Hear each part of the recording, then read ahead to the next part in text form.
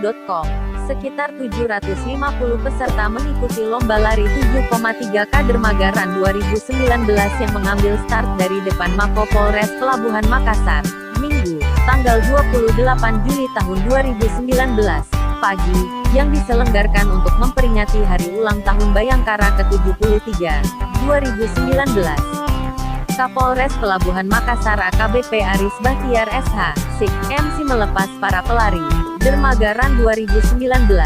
Turut hadir dalam kegiatan tersebut Kepala Bidan Propam Polda Sulawesi Selatan Kombes Hotman Sirait dan Wandansat Brimob Polda Sulawesi Selatan AKBP Muhfahri SH, SIK, MC serta diikuti komunitas runner yang ada di Sulawesi Selatan.